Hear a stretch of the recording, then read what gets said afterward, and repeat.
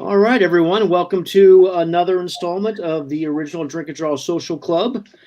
Tonight we have a special guest. We have Mike Grell, a legend of the industry. If you don't know his name, then you don't know anything about comics. Mike, welcome to hanging out. Thanks a lot. I appreciate it. The word legend usually means I'm the oldest guy in the room. Well, I mean, I think this time you might have us. Yeah. Mike, your video went out. Except my video went out. What the heck is up with that? Maybe It says press home to unlock. This is what happens when Jeff. Okay, try this one more time. Right. So wait, so all this time you guys were calling me a legend, and I thought it was because you liked my work, but instead No. We're calling you old, Joe. Yeah. You are, Mike. It's just how we sneak it in there. They're all Yeah, that happens. That happens a lot. Hey, I want to give a big shout out to my buddy Scott Hoverman down at 3 Alarm Comics in Biloxi. He's the guy who arranged all of this to happen. Nice. So, Nice. Thanks, Scott. Yeah, Scott's great. Scott Collins and I got to hang out with Scott a couple years ago at the Free Comic Book Day. He has a big deal down at his store, and a bunch of people fly in, and it's great. It's good times. Yeah. And Mike, we put everybody who's listening. We put your Kickstarter in the comments, so people can go to the comments, click on that, copy and paste it, and find their way to your I really Kickstarter appreciate page. that. Yeah, you're very welcome.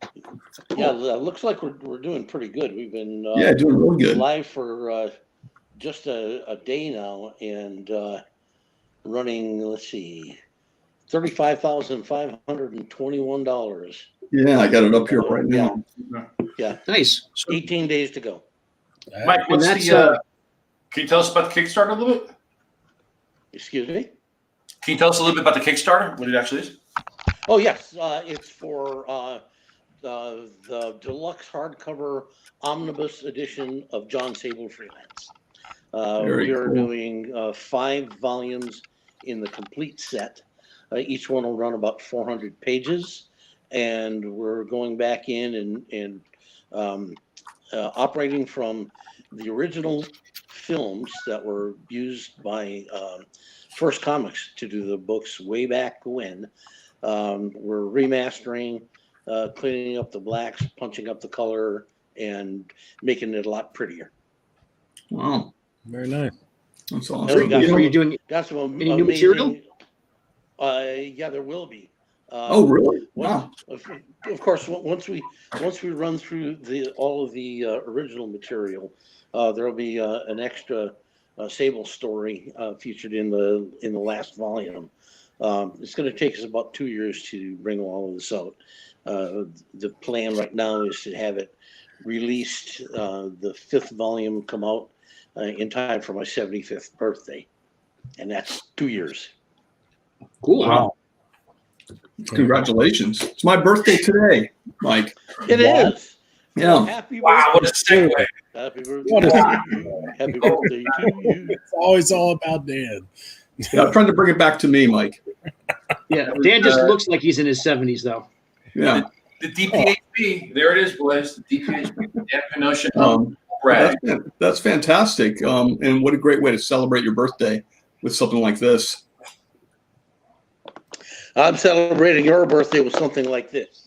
I see. I'm probably the only one who's not drawing at the drinking. Oh, I'm going to be drawing. Oh, yeah. I figure fair is fair. Look, Dave's already started on a Warlord here. Oh, yeah, I know that. Classic. So, Mike, we were debating, what is it on top of his helmet? It's a screaming chicken. Oh, I thought Actually, the original design for the helmet I stole from Kirk Douglas in the movie The Vikings. Oh, I remember that. movie. Yeah, he had it's called a Vandal helmet, Viking Vandal helmet, and it had the cheek pieces and the neck guard, the avian neck guard in the back, and then but it also had a chin strap and eye guards, leather eye guards. Looks like a mask. which, that would be something that would be practical back then if you're in battle and you're worried about getting your eye poked out. But it would have obscured too much of the face for the illustration. And then I added wings just because I thought they were cool. In reality, they're a little on the silly side. If I love that. That's my favorite part. Yeah, it'll sooner or later they're gonna get chopped off anyway, right? Right. Not if you're good. That screaming chicken on top of his helmet. There was a reason why they would put a device of some sort on top of the helmet, which was to deflect a sword from coming straight down.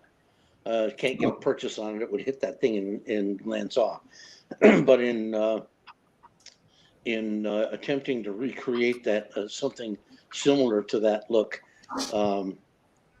when I rode with the Seattle Knights for a number of years, I had a helmet built for me, and I glued a Harley Davidson hood ornament on top of it. So I had the screaming chicken on my helmet too. Cool. Nice. Mike, there's a very little known fact that Dan, under all that hair, actually has a pointed head for that exact thing. That's why I have so much hair to cover it up. Yeah. So okay. I'm not gonna get into that. No. Why do you think I wear the hat? What So kind Mike, of Harley did you have? I had a Softail, 87. Oh, nice. Softail. Dan, what did you used to have? A Fat Boy? No, it looked like a Fat Boy because I took all the stuff off it. It was a Road King, so I trimmed it down, and it looked like a Fat Boy because I wanted to look like. Darned. Yeah, it was a great bike. Usually, a Road King is somebody who wants more stuff, right? Yeah. No, the guy who worked on it, he was a mechanic at a local Harley dealership here in Los Angeles, and so he I guess the Fat Boy has it doesn't have rubber mounting, and there's no cushioning, so it's a tougher ride. So the Road King does, so you can ride that thing longer. That's interesting. Yeah. I was just checking out. I'd done a drawing of the Vikings on one of the drinking draws, but I didn't put the helmet on there. Here it is. So Mike, I was reading earlier. Yeah, look at that. Nice. That's really great. Yeah, it was an old drinking draw we did here. And I got intimidated today, so I was going to draw Warlord, and then I did about 3 or 4 drawings, and they didn't come out as cool. I got one where I got the body kind of right because I like that torso is kind of a big thing in there, and that was the only one that came out good. And then I was like, all right, I guess I'm not drawing this. There's no such thing as getting it wrong. Yeah. I mean, if you're gonna second guess yourself, you probably never get anything accomplished. I'm flattered that you took a whack at it at all. I appreciate that. Yeah. Oh, here's my little son. Kursaki, I'm on the live stream. So what are you working, Mike? Are you working on? So you're taking care of the Kickstarter now, and you're doing some new material for it. Yes. What are you drawing at the moment? I've got a slight backlog on commissions, so I've been working on that quite a bit to get all caught up. The next illustration project, the next comic project I'm going to be doing is going to be that second volume of Maggie the Cat. Oh, cool. Sable, of course, is already done, with the exception of the special wraparound dust jackets that I'm going to be doing for each issue. Oh, that's cool. Yeah, full painted. Ben, do we have any reader mail questions? We did have a question for Mike back here. Wanting to know. Ask me anything. All right, Kevin Wolf wants to know what nib did you use on Warlord and Starslayer? Ooh. I got really lucky in about 1975 or 6. I was in a little town in northern Michigan, and a stationery store was going out of business, and I scored an antique display box, commercial, like where they would display all of the pinpoints, and I probably got 5,000 nibs out of that Whoa. case of all different kinds. But the real score for me was that in a secret drawer in the back, I found 2 gross boxes of Esterbrook number 14s, and that was a boon to me because I have sort of a heavy hand when I ink, and I like to lean on the nib, and there's nothing quite as exciting as having a crow quill explode in your hand when you're just finishing up a drawing, you know. So with the Esterbrook 14s, I found that I could put enough pressure on it. It had enough stiffness to it and enough length to it that I could get a line weight that could look as fine as a crow quill or as heavy as a small brush. You can flex it enough to get up to probably what you get from a number 1 or a number 2 brush, and that's what I use for all of that stuff. Of course, times change, and as we make more advances in just about everything, I found that I can get a similar effect with the pit pens, the Faber-Castell pit pens, and I don't have to stop and dip. Yeah. Well, you know, Mike, if you do need nibs, It's true. that's a segue. It's a segue. Hold on. Yeah. Dun, dun. Evil. Right. Dave Johnson has his own nib company. Really? Yeah. They're not so great on fulfilling orders, but but he has the company. Unfortunately, he's also hiring little kids to work that factory. Right. Yeah. Well, their little fingers, their little fingers Yeah. work better. So Yeah. Yeah. Gotcha. It's a bit of a mess right now, but you know. lawyers, that's what we have lawyers for. Right. Yeah. So I'm drawing a Starslayer. Ooh, let's see. Nice. there you go. Wow. There we go. So Mike, do you mind if I ask you a bunch of nerdy questions? Yeah, by all means. All of them As long as very you don't personal. mind getting nerdy answers. That's my favorite. So I've been a big fan for a really long time, and then one of the things that you did in Starslayer was something that's always stuck with me as a very, very cool sci-fi thing, is that you had them be able to look back in the past by basically traveling faster than the speed of light out to where light from the Earth had traveled to, and so then they could look at what had happened back in time in Starslayer. That was how she had watched him his whole life. And I always, like, even as a kid, I thought that was the coolest thing ever. That was a happy circumstance because honestly, I made that stuff up as I went along. I didn't plan it that way, but it just came out that way. And you find that if you look at a lot of my stuff, I just start off going in one direction, and sometimes the characters kind of take over and they start to guide themselves, which is it's good and it can be a little alarming at the same time. But you know, stuff happens. For instance, in Starslayer, my whole goal initially was just to have a companion book for the Warlord, but it was a reverse on the concept. The Warlord is a modern man in a primitive world, and Starslayer is a first century Celtic barbarian who gets catapulted into the far future. Basically, finds himself in the middle of Star Wars, and Right. yeah. But then as I went along, developed more of the storyline and started thinking about the characters and what they represented, who they were. I discovered that the girl was more interesting than Torrin McQuillan himself. When I came up with that concept that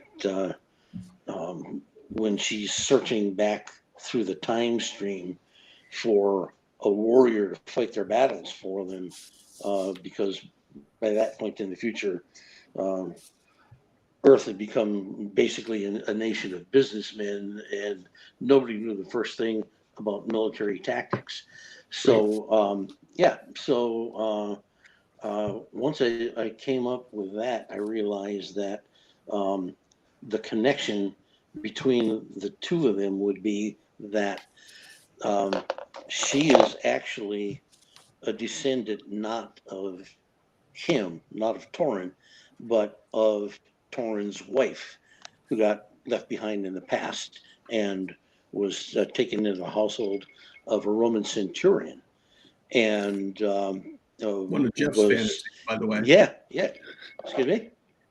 No, I said that sounds like one of Jeff's fantasies, in a sense.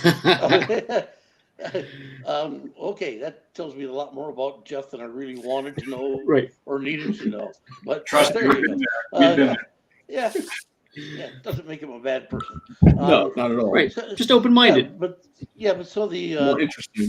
the concept there was that then what she's done in the main body of the story is, while she's searching back through that time stream, starting with her own family history, is where she discovers the secret of the so-called amulets that power up the machinery that draws the earth into the heart of the sun and rekindles the sun at the end of the story. It's you start off with one concept, and a lot of times you find out that your characters are a lot more interesting than you gave them credit for, at least in my case. I've That's got a true. wait. Go ahead, Dave. I've got a weird question. We're all a bit younger, and I remember when Star Wars came out, it was a huge, eye opener for a kid who was 11 years old. You being a comic pro at that point, I just now realize, how did that change, guys that were working in fantasy and sci-fi and comics? I mean, was that a transformative movie? I mean, I think it would have to be considered transformative by any standard. Sure. It changed the way we looked at so much of storytelling, what was possible. If you look at the sort of crappy spaceships I used to draw before Star Wars came out, and how complex they got over the years afterward, there's a lot to be said for that. You like to think that you're if not keeping up with the Joneses, you're not lagging too far behind. And in most cases, with comics, we always tried to think about 6 steps ahead. If you take a look at the popular films that are being made today, the entire Marvel film catalog and the movies that put DC on the map are all based on comic stories that were written and drawn 30, 40, 50 or more years ago. Sure. So, yeah. So I had a story that I did once where the villain of the piece was trying to get the keys to the Museum of Cartoon Contraptions, because it contained all the stuff that the Roadrunner, or that the Wile E. Coyote had, in his arsenal, and he figured with that he could conquer the world. And there's a line that I did that said, Oppenheimer was a moron compared to Chuck Jones. Yeah, I would agree with that. My son is watching. Sure, and why not? Yeah.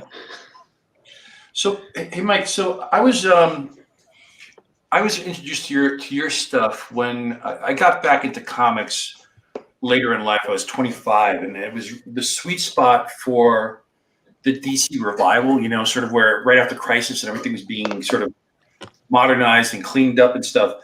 And you took over Green Arrow for a bit, with the Longbow Hunters. And one of the reasons that book really resonated for me was, my history as an artist, as a pro later on, sort of proved that out, was that you had made a conscious decision to make Ollie a ground level superhero, right? None of the cosmic stuff coming in, none of the big powered superheroes coming in, really more street level crime. Is that something that you decided that when you gave your pitch? Was that something that DC came to you and said, well, we want this book to be more street level, or was that really where you wanted to go? I'm going to give Mike Gold all the credit and all the props for that. His approach to me was after I had done Sable Right. for First Comic, where Mike was the editor, of course. But he had since gone back to work at DC, and now he was an editor there.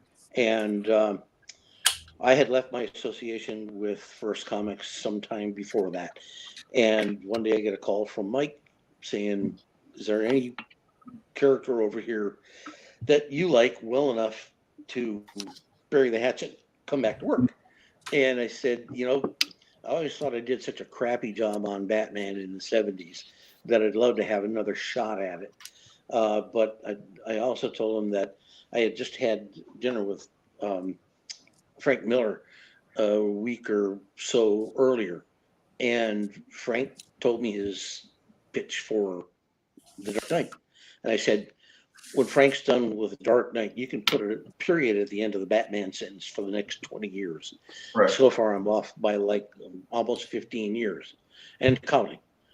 He completely altered that character while staying in the context of the DC lexicon, costume superhero with other heroes that take part in the storylines who are costumed, they have superpowers and everything else. With me, though, Gold said, well, what about Green Arrow? No, he knew exactly where I lived. He said, I told him Green Arrow was always my favorite comic character, always was. And he said, well, think about this. Green Arrow as an urban hunter. And that's all it took. I was off and running from there. Yeah, I was hooked. And the thing about it was that I was given carte blanche. Anything I wanted to do was fine. I told him, I want to take them out of Star City. There are not going to be any superheroes, supervillains, no bug-eyed monsters from outer space. I'm gonna do this as a real world character set in the real world. So I made a number of changes there, including moving him to Seattle, which made the best of sense to me because as a small town boy from northern Wisconsin, I grew up 100 miles north of Green Bay, in a town with about half the population of Three Alarm Comics on Free Comic Book Day. It was something like that, right? I mean, that's literally what it was like.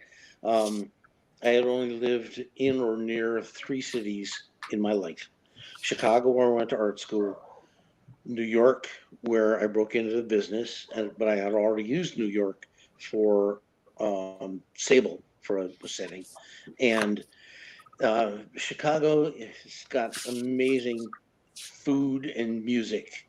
the best blues you're going to hear any place. But geographically, it's not particularly interesting. It's in the middle of a big flat spot on the earth. If you're not doing something on the lake, all you have is the urban sprawl to deal with. Where Seattle, where I was living at the time, had everything you could possibly want: mountains, forests, ocean, proximity to Canada. You could be in the desert in the morning and skiing up in the mountains in the afternoon if you wanted to, and also had a really rich international population, slightly on the upscale in terms of standard of living and demographics. Really, a little better educated people than some of the places that I've been, and I just thought it was a great idea, which also brought about a number of other changes, including the costume. Once of course, I threw away all the trick arrows and the fancy little takedown bow that he was using. That all he had to do was whip it off his back and give it a good hard swing, and it would open up, and it would be strung. I always thought that was. You also kind of threw away the name too, right? I mean, part of the name. Say that again. You kind of also threw away part of the name, right? You weren't really big on the whole green part of the arrow. I threw away the whole name. I only referred to him as Green Arrow one time in that whole Right, series. remember that. And that was conscious on my part, because let's face it, it's a silly name. I understand what they were going for when they created it, which was they're looking for a comparison to the Black Arrow. I remember the classic story, and got to think back on the time frame. Green Arrow was created in 1941, and back in those days, the time that it took movies to get distributed, generally by the time it made its way all around the country, it was sometimes as much as a year before it reached the small communities. So Robin Hood comes out 1939.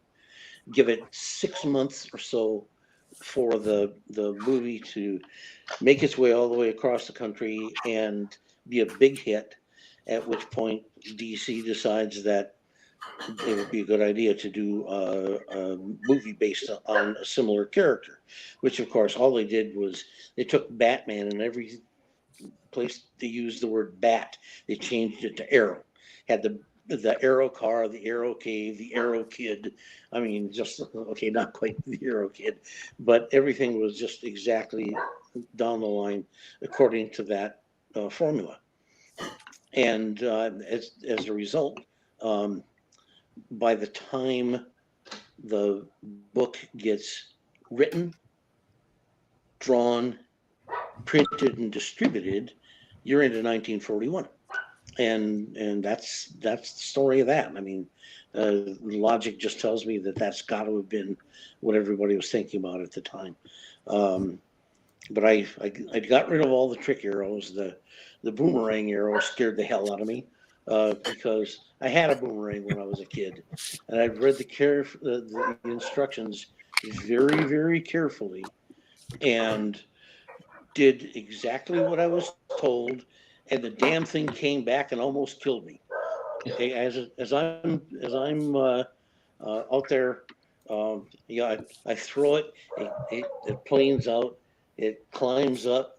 It comes straight back at my head. And when it was about 15 feet away, my brain kicked in and said, "You know what? It's going to kill you." And I hit the ground. Yeah, I hit the ground, and damn if that thing didn't bury itself about half an inch into the boards of the building behind me. So that wasn't good. And the things like the lockpicker arrow were just stupid. Even though I guess the boxing glove arrow probably wouldn't be too bad of an idea, but all that silly stuff. I threw away all those trick arrows and switched them back to a longbow. That was again part of my concept for the character. I shot a bow from the time I was probably 4 years old and couldn't pull it back more than 6 inches. But when you're 4 years old and you can make a stick fly and stick in the ground, you're pretty much hooked. And I had gone through the recurve stage and the compound stage, and one day I answered an ad and was able to purchase 2 Howard Hill longbows and a back quiver full of arrows, and I was hooked. To this day, I can shoot a compound, but I don't shoot a recurve very well. But to me, it's like the difference between a spin casting rod and reel and a fly rod, with the longbow being a fly rod. It weighs a few ounces, but you can sure do some serious damage with one. Just ask the French at Agincourt, right? So there was that, and the other changes that I made were to change the character in order to be able to do the kinds of stories I wanted to do, which would put him firmly in the real world. And let's face it, even Robin Hood killed bad guys, right? And I wanted to do the hard-edged stories. I wanted to deal with things that were going on in the real world, and I very often did get my ideas for my stories from the headlines, local newspapers, national news. Just turn on TV at 6 o'clock, and you got what you need to put together a decent story. And then sometimes reality follows fiction in the strangest ways. I got a phone call from a radio station about 6 months or so after Longbow Hunters came out, and they wanted to know how I had managed to beat the story of the Iran-Contra drugs for guns scheme into print by 6 months. And I laughed, and I told them all they did was read the newspapers, watch what's going on in the world, and then I plugged in those various players into my story outline and asked myself, what would be the stupidest thing they could possibly do if they were absolutely dead bang certain they'd never get caught? And that's what I did. Yeah. So sure enough, although in the last couple of years, it finally dawned on me that everything that is in print gets looked at by the NSA. They read the galleys of every book that's published in the world. And since I wrote and drew the Longbow Hunters, I had a 6-month lead on the deadlines, and it's entirely possible that some guy from NSA grabbed a copy of the Longbow Hunters from the press proofs and went down to Ollie North's office and said, "Hey, Ollie, I got a great idea for you, and the guy's name is even Ollie." That would be funny. It's entirely possible. Sure. So, Mike, one more question I had about Green Arrow, because I said reading this, sort of getting back into comics and realizing, wow, these are really, I'm loving this. This is like mature stuff.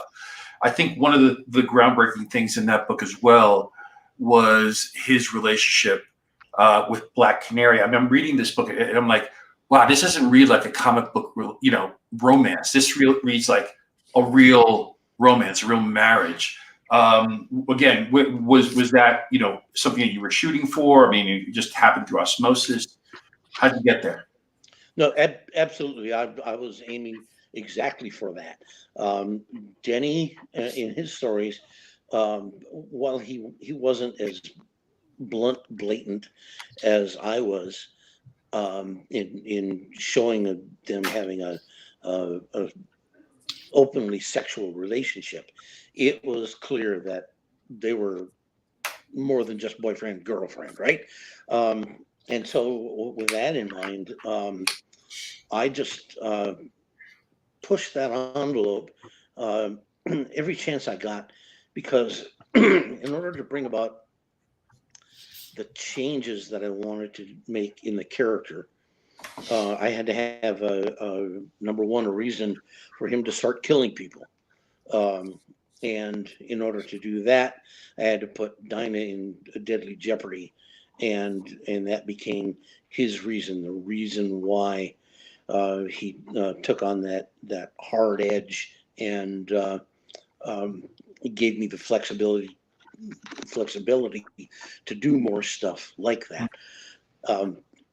But at the crux of it, even though my entire run is a series of short action adventures that ran from 2 to maybe 6 issues in a story arc, the underlying theme of the entire series was the relationship between Ollie and Dinah. It's a love story.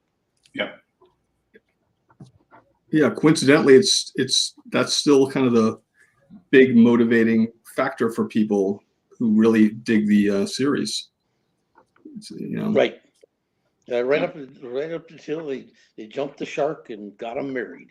Like, that's the death knell. It seems like when they've run out of ideas of what to do with a character, they marry him off, and then they cancel the story. Oh, you're preaching to the choir here. Moonlighting, yeah. It's kind of like life, sadly. Yeah, yeah. It's that whole Chris Rock thing, right? Where he talks about, he loves being, well, I think he's divorced now, but he loved being married at the time, blah, blah. But he's like, my life as a single man was a much more interesting story than my life as married, right? If you're doing it right. Yeah, I guess. So, guys, can we take a moment here, though? Mike, I'm sorry, I just want to interrupt for a second, because it is a special day today. Ben, you want to take it away, Ben? Well, it is a special day. Special day Oh, for gosh. Dan and by connection us, and we have a little something to wish you, Dan. A happy birthday. Happy birthday to you, Dan. Happy birthday to you. Happy birthday to you, Dan. Oh, happy birthday to you. I don't feel good about that. That's a horrible voice. Why do you have that? So a little background on that. That was the birthday. We all woke up to a text from Dan on Jeff's birthday. That was his birthday greeting to Jeff. So I keep everything, Dan. Everything. I know. Save your I'm a receipts. little worried. Yeah. Yeah, worse than the NSA. Yeah. Hey, watch out. Well, We're watching. thank you. By the way, I was inspired by somebody there. Oh, excellent. You Nice. see that? Oh, nice. There you go. Wow. Oh, cool. Wow, that came out really nice. Damn. That's one of my quick sketches. Very cool. Strangely enough, without the helmet, it's exactly the same face I use for Green Arrow. Oh. I got a phone call from Mike Gold when Dan Jurgens was drawing Green Arrow, And he said Dan wants to do a crossover with the Warlord because that's the series that broke Dan into the business. And I was, oh no crossovers, none of this cross pollination. I wanted to keep my guys separate, keep them as much in the real world as possible. And Gold says, no, hear me out on this. It's based on the well-known fact that you only know how to draw one face. And I laughed my ass off, and I wrote the story, and it came out really good. Dan did a terrific job on it, and it was all started with Ollie and Dinah in the sack, as a lot of them do. And there's this loud banging on the door. It just keeps on. Ollie gets up, opens the door, and there stands Travis Morgan. And he goes, "Hey, you look just like me." And Morgan knocks him square on his ass. And it turns out that he's been in Seattle for 3 days, and the whole time, everybody's been trying to kill him, thinking that he was Oliver Queen. And that's great. He says, "Yeah, but whatever you're doing to piss people off, cut it out." That's a great system. That's very cool. Hey, Mike, who were some of your idols when you were a young artist starting out? Actually, originally I wanted to be Tarzan first, I think, or Zorro, but the job was taken. Then I wanted to be a lumberjack, just like my old man. And when I was 16, he got me a job working in the woods. And as soon as I found out how hard that old boy had been working all those years, I knew there had to be an easier way to make a living. Then it was Frank Lloyd Wright. And when I learned that you have to be able to do something called math to be an architect, that went by the wayside. And then a guy suggested that I become a cartoonist instead, because according to him, and I had this on good authority that it's absolutely true, cartoonists only work 2 or 3 days a week and they make $1 million a year. Yeah, that's how it worked for me. Sign me up. Sign me up. If I calculate correctly, somebody owes me $47.5 million and a hell of a lot of time off. Yeah.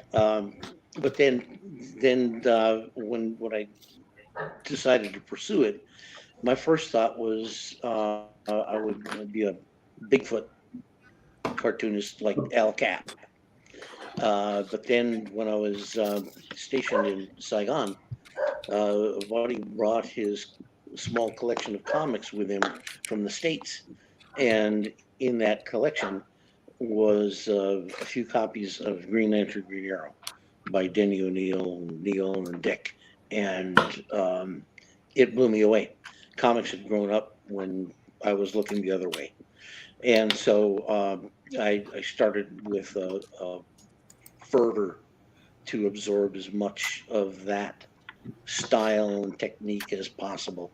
Neil and Dick were huge influences on me. Al Williamson, Bern Hogarth, and Hal Foster. It runs basically the gamut. But probably the most powerful influence and change that happened in my career was when I started to do the Sable book. If you look up the covers for Sable issue number 1 and issue number 2, they were actually drawn maybe 6 weeks apart, but it's night and day. In between that time, I bought 2 books. One was called The Magic Pen of Joseph Clement Cole, who was the turn of the century illustrator. And the other one was called The Pencil by Paul Calley. And Calley did with a pencil. Yeah. Yeah, I own that book. Yeah, it's amazing. Right. Yeah, right. Calley does with a pencil what Cole did with a pen. All that linear texture, look, and style. And I right away I switched. It's like night and day. Those two covers and never looked back. It's as an artist, I've always said that part of your job is to grow and change, evolve, become something bigger and better than you were last week or last year. And I'm not done yet by any means. When I go to a convention, one of the things that I love to do is walk around and watch the other artists work. And you'd be amazed some of the things I've learned by watching some guy draw upside down, upside down for me, but I'll spot something that just works so damn good. There you go. Yeah, that's really cool. Wow. Thanks, man. Nice. Yeah, so I'll spot something that somebody's doing, and if it resonates, I'll won't hesitate to incorporate that a new technique, a new something or other. I watched Bill Sienkiewicz one day start a drawing by covering his paper with streaks of Conte crayon, and then he dipped a paper towel in lighter fluid and smeared it all over the place. What? Before he before he started drawing, and he built off that abstract to do a complete drawing, and it was fantastic. I bet that guy's Yeah, he's an inspiration for sure. Yeah, right now a couple of my favorite tools are I have this handy dandy pencil. If you can see the end there, yes, that's a Mont Blanc. Yeah, it's the one called Leonardo, and one of my buddies had a signature on his email that said, "He who lives by the sword should go out and get himself a really cool sword." So that's my really cool sword, and I love to draw with this thing. Nice. Yeah, if I had to throw away everything else in my studio, just keep one tool to work with, it would be a pencil. In fact, from issue number 19 on in Sable, just about all of my work was done in pencil, reproduced from the pencil. Oh, that's pretty cool. Did you find You that can was do some tough really to cool get stuff. to get it ready to get it ready for the camera? Did you have to do darker pencil? Did you have to adjust the way you worked? You have to do a lot of adjustment in the way you work. For starters, you don't want to smear, so you pretty much have to finish your page left to right, top to bottom, unless you're a southpaw, and protect it as you go, so you don't smear it or streak it. But these days, working with a pencil, I can produce a drawing like Cali and cold with a lot of texture, and pop it into Photoshop, and just by using a big brush with an overlay of solid black, I can make the thing look like unique drawing in no time flat. Plus, I can preserve some of the smudging effects that I want to do with. Hey, Mike, your sound's dropping out a little bit. On us, can you hear us? Pick up the highlights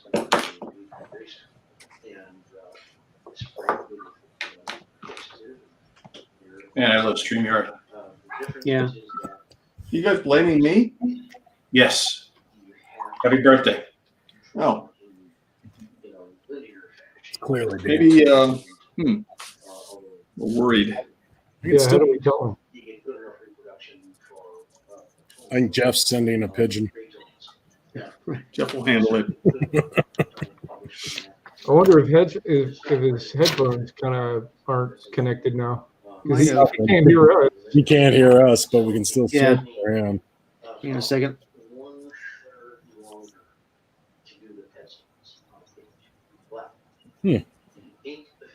Jeff, do something. It could be chorizo time. For Jeff, it usually is. Yeah. It's the perfect time for chorizo for a guy like you. If only someone had paper and could write him a note. Oh, that's true. Still there? Anybody? Yeah, can you hear us? Can you hear Your that? sound is low. Mike, hang on a second. I can't hear it. Yeah. Says everybody can. Jeff, do something. Well- Anything. I think Mike, I just texted him. That's the. We can't hear you. What happened? that was nice. quick thinking. That was quick thinking. Now, is that on paper? Guys, are you We there? can hear you, but you're super far away. I bet his headphones unplugged. Yeah. Wait, hold on. Check.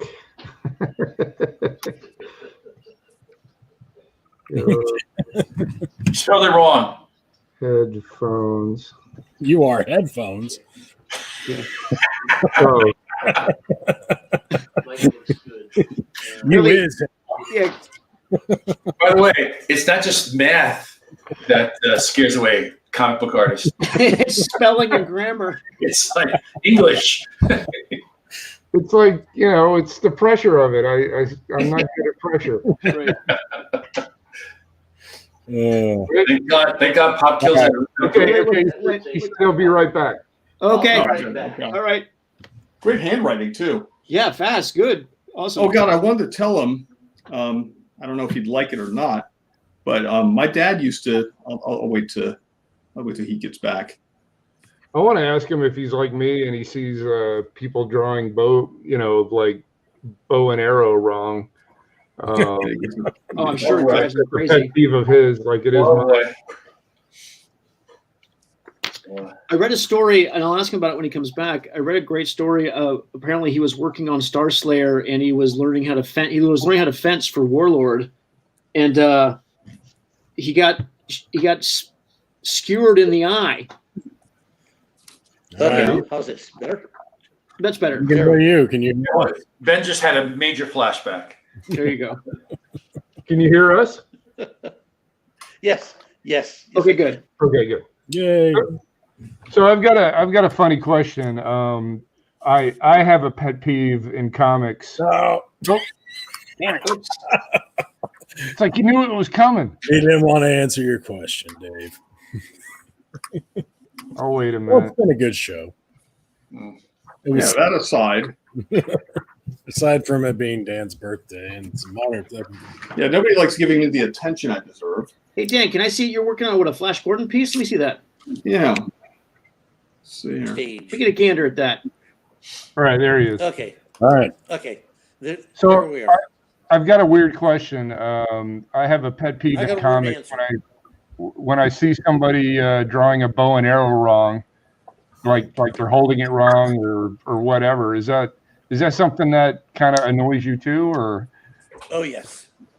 All Oh right, yes. I bet. Yeah. I don't feel Yeah, so bad. the arrow on the wrong side of the bow, the hand upside down, or the Jeremy Renner fist pulling the arrow, right? Great. What if the bow has no bow in it and or Oh, yeah. bowstring? Is that Yeah. There's a reason why it's called a bow. Yeah.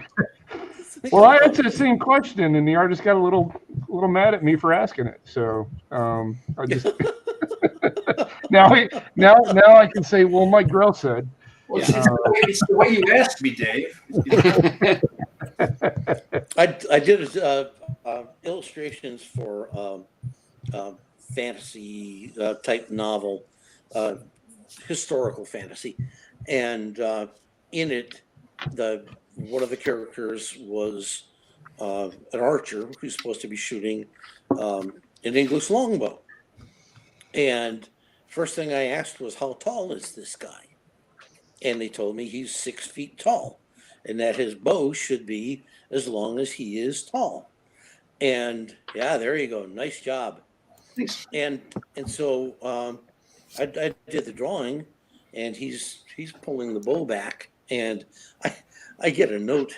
So and so says the bow is too short, and I said no. The bow is exactly the right length, but when you pull the spring back, it gets shorter. And I get a note from the writer who had complained to the editor, saying, "I probably should have known better than to argue archery with you." Nice. Well, you have sort of a tradition of doing the things your characters do. Didn't you learn how to sword fight for Warlord? Actually, no, not exactly. From the time we were kids, we made wooden swords and stuff like that. When Christmas would roll around and you'd get a shirt from your aunt, right? My helmet was an oatmeal box that I could actually jam one over my head when I was a little kid, cut eye holes in it, and that was my helmet. And the shirt box became my shield, and cardboard tube was my sword. And I was a big Zorro fan, so I played with every kind of sword I could ever get my hands on. But actually learning defense properly didn't start until Starslayer, and that led to some interesting stuff because, for starters, I did a character who had his eye poked out, and damn if I didn't get my eye almost poked out. My ex was 5'11", and I was not, not even close. Yeah, like 5-6 inches shorter than she was, and we had gotten fencing gear, and got a few tips from a guy in Milwaukee, and I always had the swords handy. And one night we're going out the door, and for some reason, it seemed like a good idea to toss her a sword and say "on guard," and in 3 beats, she put the tip of that sword straight into my right eye, right in the, Jeez. in the inside corner of my right eye. And, Did you ever think it might be on purpose? Well, considering how that marriage turned out, it might have been. It was a precursor of things to come. Yeah. It didn't get much better after that, I'll tell you. But No, she got a taste for blood, Mike. She wanted more. Yeah. Yep. Yeah, I slapped my hand over my eye, and she eventually had to almost pry it off because it was like Schrodinger's cat, you know. As long as the hand stays there, it's still got an eye. Right. But the end result was really minor. Tested 20/20 in both eyes. In fact, 20/15 in both eyes that same night in the hospital. But for quite a while, I had a little Mercedes-Benz shaped scar on the inside of the white of my eye. Cool. And every now and then I'd be at a show, and I find fans going, and I go, "You're trying to figure out which one is glass, right?" And they go, "Yeah." So I go, so this went on for a while, and so one year at Chicago Comic-Con, I got an eye patch and poked a hole in it, you know, so you have binocular vision. You don't go bumping into stuff. But in the morning, I'd wear it on one eye, and then in the afternoon, I'd switch it to the other eye. And people would walk past and go, "Wait a minute." Excellent. Yeah. Gotta have a little fun. But I learned how properly to use a sword when I joined the Seattle Knights, which is a medieval action troupe that performs at Renaissance fairs and places like that, all up and down the West Coast. I did jousting, sword fighting, horseback archery, all that kind of cool stuff. Very But cool. smart money was always to bet against me because I could take a fall and not kill myself. I was always laying on my back at the end of the day. Where did That's you a great find Flash time Gordon, by the way. What's that? to do all those things in pencil and ink a page? Well, here's the secret. That started in the 90s when I was mostly unemployed.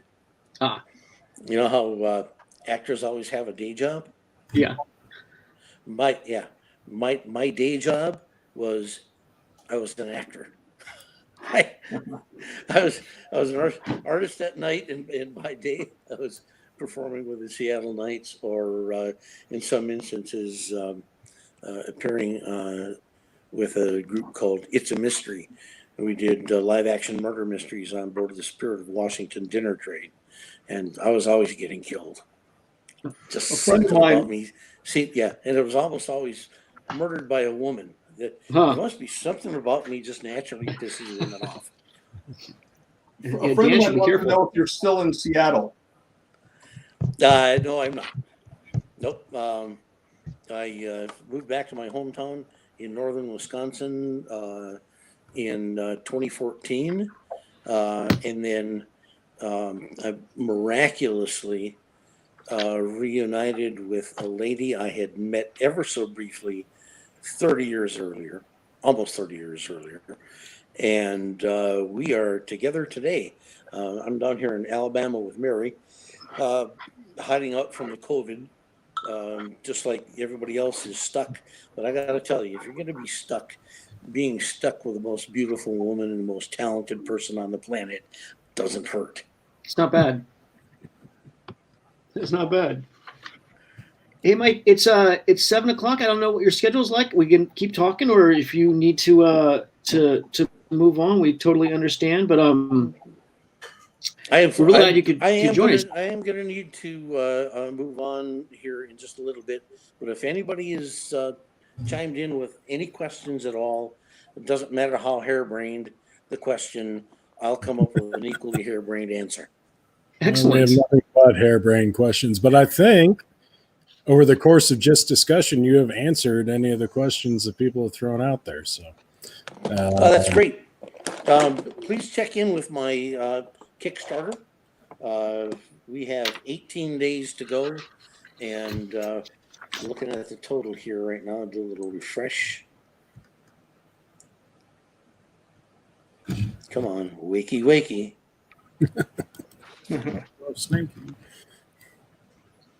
Yeah, we hit $35,616. Thank you guys, everybody out there. I really appreciate it. We have 270 backers so far, and Awesome. if you stay tuned to this thing, there is a lot more stuff to come. We'll be making more announcements as we go, and as always, the plan is to do a bunch more stuff than we've already offered. And we'll probably be posting something new at least every 4 or 5 days. So, Oh, that's so cool. Yep. And it won't mean that you missed out on anything. You just have an opportunity for something that you weren't expecting. Well, we'd love you to come back and talk more about the Kickstarter, how's it going, and all the John Sable stuff, and Maggie the cat, and anything else got going. I have a long list of questions, super nerdy questions, about all your work. I've been a fan for a really long time. Hey, as far as I'm concerned, if you want to do this again next week, I'm on, or the week after. Yeah, sounds great. If it's the week after, we have 18 days to go on the Kickstarter, and that'll be a good way to launch that final push. We'll have more news for you by then. Very cool. Awesome. All right, and you got my contact information. If you come up with anything that you want to ask about or need any more information, anything that I can provide for you, just give me a holler and let me know. Will do. Thanks, Mike. All right. Thanks, Yeah. Thanks guys. for joining us, Mike. That was awesome. It was a All pleasure. right, cheers. Take care. Cheers. Thank you. Bye, guys. Oh, That was there you fun. go. Down to the dregs. There you go. Oh, yeah. Well, Joe, should we send us all out with one encore presentation here? Yep. You guys have, Happy birthday to you. Oh, Dan. encore presentation. Happy Dang it. birthday to you. I've been talking so much Happy and didn't do any more birthday going. to you. Dan. Oh, happy birthday to you.